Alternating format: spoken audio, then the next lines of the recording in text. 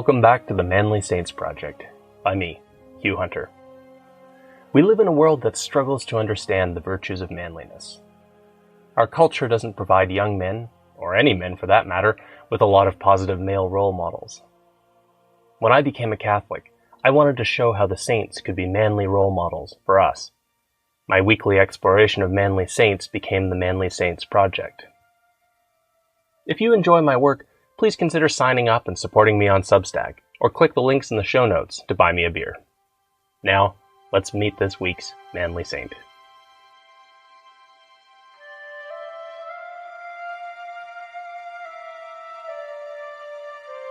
Join me today to meet a blessed who had everything he wanted and let it all go. Name: Donizetti Tavares de Lima. Life: 1882 to 1961. Status: Blessed. Feast: June 16th. It was the 31st of May, 1955. The pilgrims were gathered in Tambao in the east of Brazil, a little north of Sao Paulo. The town had been trying to keep up with the pilgrims coming through, but today it was straining to accommodate the crowd of 100,000. Now, airplanes flew low over the crowd, scattering flower petals. But it wasn't a joyful moment. Many in the crowd were openly crying. And then the man they had all been waiting for came out. Tall, with close-cropped white hair, and standing ramrod straight, Father Donizetti Tavares de Lima was coming out to offer a public blessing for the very last time. The story that led to this strange final blessing had begun 74 years earlier. Donizetti was the child of intellectuals. His father was a lawyer, while his mother taught at a nearby university. His father was also a music lover, and so, instead of a conventional first name, he gave his son the last name of a favorite composer, Donizetti. Young Donizetti inherited his father's love of music. He also began to feel drawn to the church. His musical gifts led him to find a position playing the organ at a nearby seminary when Donizetti was still quite young. He studied too, studying philosophy and theology at the university. His studies culminated in his ordination as a priest in 1908. Around Donizetti, the world was changing. Donizetti had been born into the Brazilian Empire, but when he was still just a little boy, the empire had fallen, and the first Brazilian Republic had taken its place. The massive wealth disparities of that first republic characterized the world in which Donizetti grew up. Now a young priest, Father Donizetti found himself taking the side of the workers and of the poor. As he moved between parishes, learning from senior priests, Father Donizetti became the sort of priest whom young people liked, helping them discern their own callings. But even though this was not necessary for a parish priest, in private, Father Donizetti lived an austere, even ascetic life. He slept on a wooden board. He ate sparingly. And he constantly repaired the one thing he owned, his cassock, patching it and repatching it as it ripped or was damaged. And so it was that in 1926, Father Donizetti Tavares de Lima was given his own parish in Tambao at the Church of St. Anthony. He would be there for 35 years. But the strange happenings around the Church of St. Anthony began almost immediately. The next year, on the day of a procession, it was pouring rain. Everyone was resigned to trooping along and getting soaked, but as soon as Father Donizetti moved to the head of the procession, the rain stopped and sun began to shine. Locals took note. An odd coincidence. Father Donizetti turned out to have time for everyone, though people said he was most enthusiastic about those who had no one else, the sick, the old. Local peasants who came to tell him about their problems found that his counsel, and more than that, his blessing, was strangely effective. He blessed alcoholics who reported that they no longer had cravings. Many in his parish couldn't afford to see a dentist, but Father Donizetti's blessings took care of so many toothaches and dental problems that he acquired the nickname the peasant's dentist. Still, most of Father Donizetti's time was spent building. He turned out to be an excellent administrator. He built an old folks' home, a food bank, a support group for mothers, 2 support groups for women, a football team, a band, a kindergarten, and he found money in the church's budget to help young people get their first houses. The parish was coming alive. These years were not without disappointments. In 1929, a fire tore through the church. The only thing not burned was an image of Our Lady of Aparecida, the patroness of Brazil. Meanwhile, the government changed again, as the chaotic First Republic gave way to the rule of the strongman, Getúlio Vargas. Locals in Tambão knew that their priest was someone extraordinary. But they were far away from the big cities like São Paulo to the south. And the countryside might indeed have kept the secret of Father Donizetti, if not for the man who sold wine to the Church of St. Anthony. The traveling wine merchant was suffering from rheumatism in one knee. The pain was getting so bad he could barely walk. He happened to mention this to Father Donizetti. The priest, now an old man in his 70s, put his hands on the wine merchant's knee and blessed it. The merchant felt the pain fade away. And then the merchant told the story of what had happened to him in Tambão to anyone who would listen, up and down his wine-selling route. The wine merchant's words started a trickle of outside pilgrims traveling to Tambão. They asked for a blessing, and Father Donizetti gave it freely. Grateful pilgrims often gave money to the church. The church suddenly had real money to spend. Father Donizetti had already shown that he could build things. Now he started dreaming big. He didn't need any money personally. He still ate sparingly and slept on a piece of wood and wore his stitched-up cassock. No, Father Donizetti's dream was to create something that would resound through all of Brazil. Father Donizetti began to plan for a great church, a grand church, in Tambão. With that church, Tambão would go from being just another small place in Brazil to becoming a holy city, a place from which renewal would flow outward. But perhaps, even now, those plans came with a shadow of doubt. And that shadow of doubt had a name: Father Cicero Romão Batista. Padre Cicero, as he was usually called, had died about 15 years before. He had come to rural Brazil, much like Donizetti. For Padre Cicero, things had started getting strange after a dream. In the dream, he saw Jesus, but Jesus was not friendly or smiling. Jesus was furious at the evil that went unchecked in the world.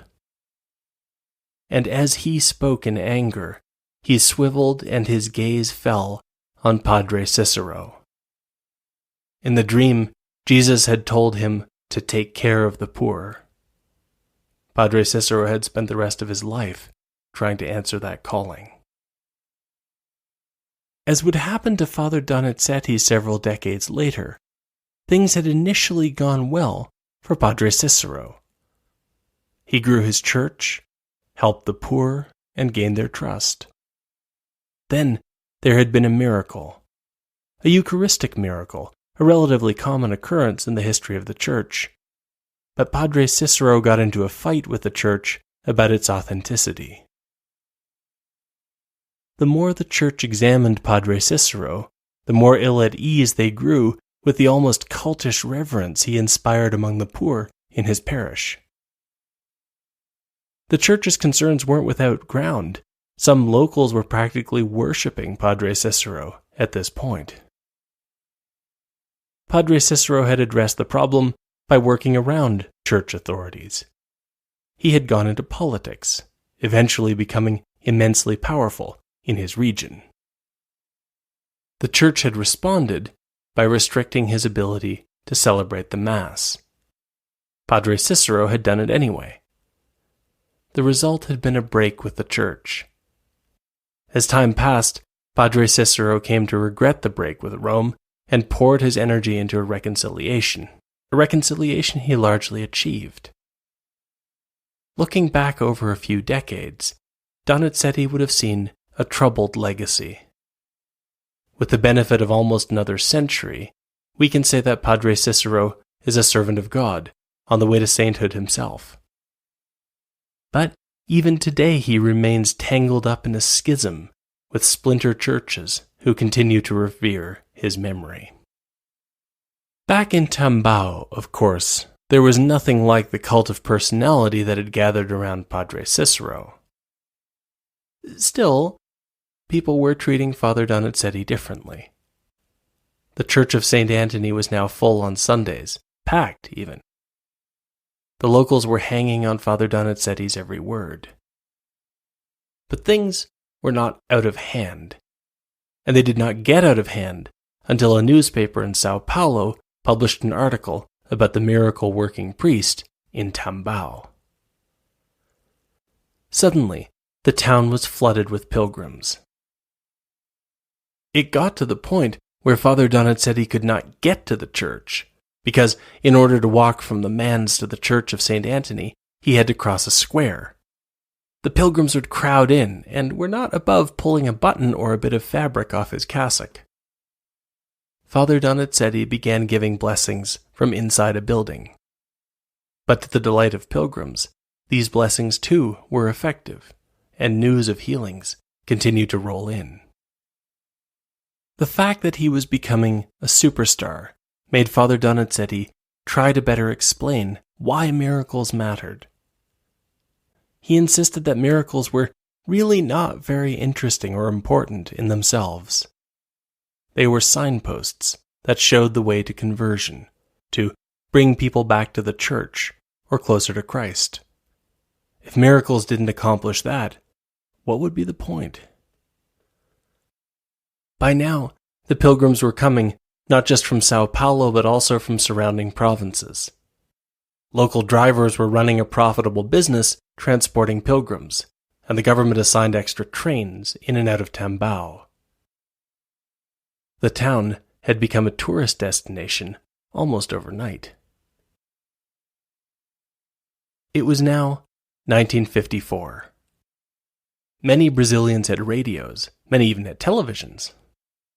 Since the pilgrims had discovered that Father Donizetti could bless them from within a locked building, they started to wonder whether a blessing could be passed on through the radio as well.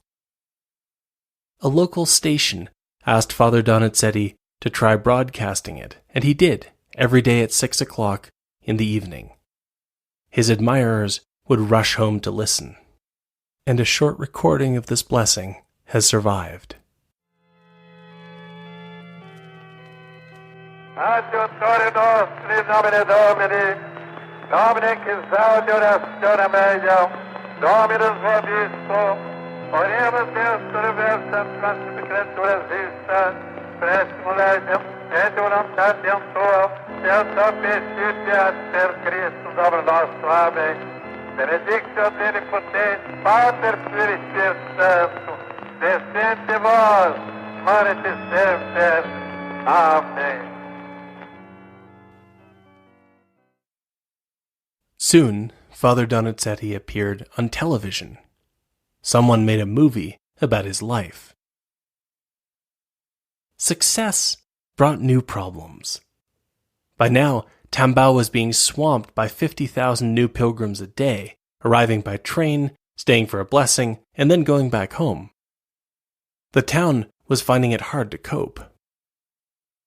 Also, Father Donizetti had been used to giving his opinion freely about the state of the poor and about what should be done. Suddenly, his opinion carried political weight. And was that such a bad thing? Father Donizetti had lots of ideas about things that could be improved. Maybe he should get involved in politics. Slowly, Father Donizetti's superiors in the church began to worry. They convinced his bishop that there might be problems, and that Father Donizetti might be tempted to become a local power like Padre Cicero before him. The media picked up on the concerns about Donizetti and seeded the story that he was at odds with the church and would be shut down any day. Anxious pilgrims hurried to get a blessing while they still could. In the end, Father Donizetti's bishop was convinced that something should be done. His superiors approached Father Donizetti. Unlike Padre Cicero, he heard them out. I have to imagine it was difficult for Father Donizetti to listen to what his superiors wanted him to do. If his superiors had their way, there would be no holy city of Tambao. There would be no grand church. His moment in the spotlight would end. Everything in him must have told him to take the approach of Padre Cicero, to grasp at greatness and toss aside those who wanted to hold him back. But Father Donizetti had sworn obedience, and he was true to his oath. And so it was that 1 year after Donizetti mania had swept the area, Father Donizetti revealed that May 31st, 1955, would be his final public blessing. When the day came, the crowds were bigger than they had ever been. And then it was all over. Father Donizetti lived quietly in Tambao. He no longer celebrated Mass in public. A new priest was brought to the town of Tambao to fulfill the duties of the parish. And before too many years had passed, Father Donizetti was all but forgotten by the people who had been his greatest admirers. From his semi-retirement in Tambao, Father Donizetti sensed change in the air, although he knew he would not live to see it arrive. A military government would arise in 1964. And, beginning in 1962, the Church would be transformed by the Second Vatican Council. He was especially troubled by a dream in which he saw a demon enter a church to do battle with the church's patron saint. The demon had come to tear down the altar. To Father Donizetti's horror, the demon was accompanied by a group of priests. After Father Donizetti's death, the news of the dream spread through Brazil and gave second thoughts to many priests considering radical reform in their churches. Why, then, is Father Donizetti a manly saint?